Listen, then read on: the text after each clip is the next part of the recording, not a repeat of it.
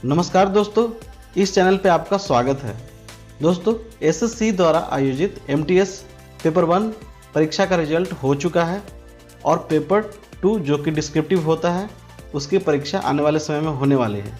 तो पेपर 2 की तैयारी कैसे करें इसके बारे में मैं बताने वाला हूं।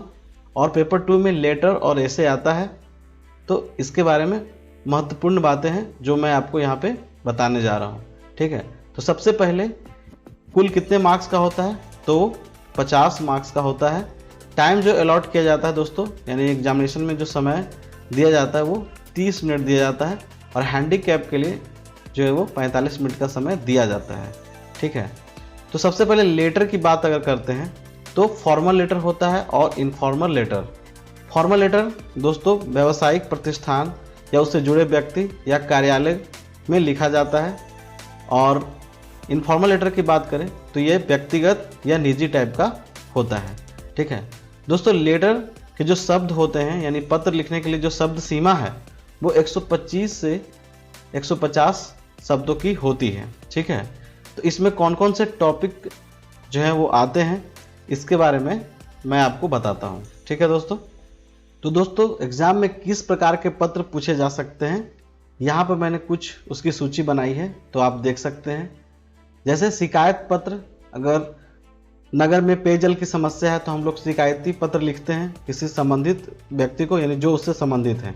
ठीक है, महिला सशक्तिकरण विचार पे पत्र लिखने के लिए एग्जाम में काफ़ी आता है और ये इम्पॉर्टेंट टॉपिक है, इस पर आप ज़रूर कवर कर सकते हैं। स्कॉलरशिप के लिए पत्र लिखा जाता है, कॉलेज हो यूनिवर्सिटी हो, इस तरह से। कोई काम अगर हो जाता है दोस्तों तो हम लोग धन्यवाद पत्र देते हैं। ठीक है, जिन्होंने काम करवाया हो, कोई अधिकारी हो जो भी। नगर पालिका को पत्र हम लोग लिखते हैं जिसमें अपने नगर से संबंधित किसी चीज़ को करवाना हो, साफ सफाई हो या कोई अन्य व्यवस्था कराना हो जो नगर पालिका के कार्य के दायरे में आते हो, तो हम लोग नगर पालिका को पत्र लिखते हैं। ठीक है, अगर जिले में अगर हम बात करें तो जिले से संबंधित कुछ समस्याएं जो होती हैं वो हम लोग जिला पदाधिकारी को पत्र लिखकर अपनी समस्याओं को बताते हैं। ठीक है, स्वास्थ्य संबंधी पत्र, अपने स्वास्थ्य के बारे में या किसी अपने रिलेटिव के स्वास्थ्य के बारे में हम लोग पत्र लिखते हैं, तो स्वास्थ्य संबंधी पत्र में आता है। ठीक है, भुगतान संबंधी पत्र, कोई व्यापारिक संस्थान है तो वहाँ हम लोग पत्र लिखते हैं, कुछ भुगतान कर देते हैं तो उसका पत्र लिखते हैं, या भुगतान कराने के लिए पत्र लिखते हैं। ठीक है, विधि व्यवस्था संबंधी पत्र, अगर अपने नगर में या शहर में विधि व्यवस्था काफ़ी ख़राब है तो उसमें भी हम लोग पत्र पुलिस अधीक्षक को लिखते हैं कि यहाँ की विधि व्यवस्था काफ़ी ख़राब हो चुकी है, इस पर ध्यान दीजिए, इस तरह के। ठीक है, और अगर प्रदूषण है तो ये भी एक टॉपिक काफ़ी इम्पोर्टेंट है जो हमेशा एग्ज़ाम में पूछा जाता है, तो इस पर तो आपको पता ही होगा, तो इस पर भी पत्र लिखने के लिए आते हैं। भ्रष्टाचार संबंधी पत्र, ये भी आता है काफ़ी ज़्यादा एग्ज़ाम में। यातायात समस्या, तो ये भी पत्र को हम लोग लिखते हैं यातायात संबंधी समस्याओं को सही करने के लिए। ठीक है, वित्तीय निवेश, किसी चीज़ में फाइनेंशियल निवेश करना हो तो उसमें भी हम लोग किसी बड़े जानकार को पत्र लिखते हैं और उनसे सलाह मांगते हैं। ठीक है, फीस भुगतान के लिए पत्र लिखा जाता है। पुस्तकों के लिए लाइब्रेरियन को पत्र लिखते हैं, यानी कोई महत्वपूर्ण पुस्तक है तो उसको उपलब्ध कराने के लिए हम लोग लाइब्रेरियन को पत्र लिखते हैं। ठीक है, कॉलेज हो यूनिवर्सिटी हो या कोई संस्थान हो जहाँ पे नामांकन के लिए हम लोग पत्र लिखते हैं।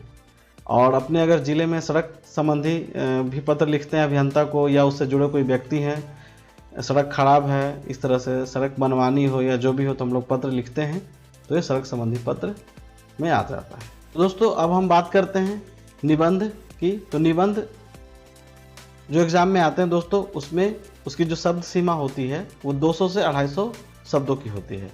और नीचे मैंने कुछ टॉपिक रखे हैं जिस पे निबंध हमेशा आते हैं या पूछे जाते हैं। ठीक है, तो चलिए इसको देखते हैं। प्राकृतिक खेती यानी नेचुरल फार्मिंग, भारत में प्राकृतिक खेती को बढ़ावा दिया जा रहा है, तो ये एक इम्पॉर्टेंट टॉपिक है, इस पे आप इसको देख सकते हैं। ठीक है, आज़ादी का अमृत महोत्सव जो कि अभी चल रहा है, ये भी एक अच्छा टॉपिक है जिस पे एग्ज़ाम में क्वेश्चन आने की संभावना है। निष्पक्ष चुनाव, और हाल ही में भारत के कई राज्यों में चुनाव हुआ है, तो इस पर भी निबंध आ सकता है। ठीक है, महिला सशक्तिकरण। तो महिला सशक्तिकरण और महिला दिवस, अंतर्राष्ट्रीय महिला दिवस 8 मार्च को मनाया जाता है। तो ये भी एक करंट टॉपिक है जिस पे आप अपनी तैयारी कर सकते हैं और हमेशा ये एग्ज़ाम में पूछा भी जाता है। ठीक है दोस्तों। समान नागरिक संहिता, इस पर भी एक निबंध पूछे जाते हैं। हाल के दिनों में कुछ राज्यों में ड्रेस संबंधी घटनाएं हुई थी, तो वो उसी से कुछ रिलेटेड ये टॉपिक रहता है। ठीक है। भारत में कृषि का विकास, भारत चूँकि कृषि प्रधान देश है, तो एक एग्रीकल्चर का जो डेवलपमेंट है इन इंडिया में, यानी भारत में कृषि का जो विकास है, उस पर भी निबंध हमेशा पूछा जाता है। ठीक है। स्वच्छ भारत अभियान, स्वच्छ भारत अभियान भी एक इम्पॉर्टेंट टॉपिक है और हमेशा इस पर प्रधानमंत्री का फोकस रहता है। तो ये पर भी निबंध लिखना काफ़ी अच्छा है, सरल है। ठीक है। उसके बाद आगे का टॉपिक देखते हैं दोस्तों।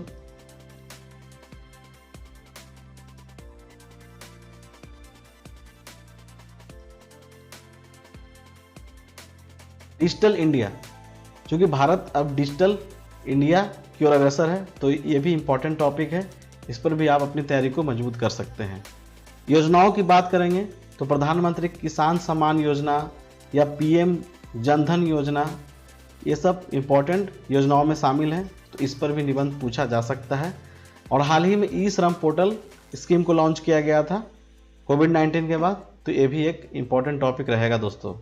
भारत में चूँकि अब कैशलेस अर्थव्यवस्था को प्रोत्साहित किया जा रहा है, उसके लिए कई सारे उपाय किए जा रहे हैं, तो इसलिए ये भी इम्पॉर्टेंट टॉपिक है जिस पर आप अपनी तैयारी को अच्छा कर सकते हैं। ठीक है।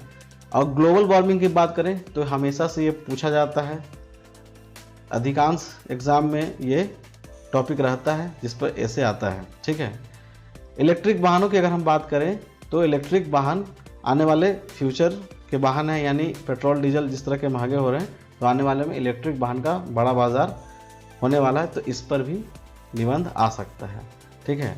और अगर हम बात करें भारत में धर्म की राजनीति, यानी धर्म की राजनीति काफ़ी भारत में होती है, जैसा कि आप लोग को पता ही होगा, तो ये भी एक अच्छा टॉपिक है, इस पर भी आप अपनी तैयारी कर सकते हैं। तो ये तो मैंने यहाँ पर कुछ इंपॉर्टेंट टॉपिक्स को रखा है, और भी टॉपिक्स हो सकते हैं जो समसामयिक घटनाओं पर आधारित हैं। ठीक है। तो वो सब की भी आप अच्छी से तैयारी करके एग्ज़ाम में अपने अच्छे मार्क्स ला सकते हैं। ठीक है।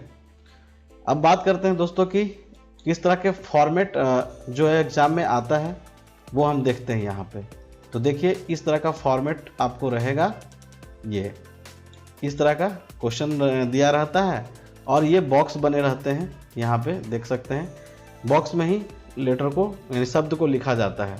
इससे क्या होता है कि उनको आसानी हो जाती है चेक करने में। पहले ऐसा नहीं आता था, पहले ऐसे ही लिखना होता था, लेकिन अब इस तरह के बॉक्स बने आते हैं जिसमें प्रत्येक शब्द को लिख करके जो शब्द सीमा है उतने बॉक्स रहते हैं जिसमें आप लिख सकते हैं। ठीक है। तो ये फॉर्मेट रहेगा दोस्तों, तो आपको माइंड में सेट कर लेना कि किस तरह का फॉर्मेट है और कैसे लिखना है, और जो भी वर्ड लिखें वो अच्छे तरीके से लिखें, सही लिखें। जितना आप सही लिखेंगे, अशुद्धियाँ कम होगी, उतने आपके मार्क्स जो हैं वो अच्छे आएंगे।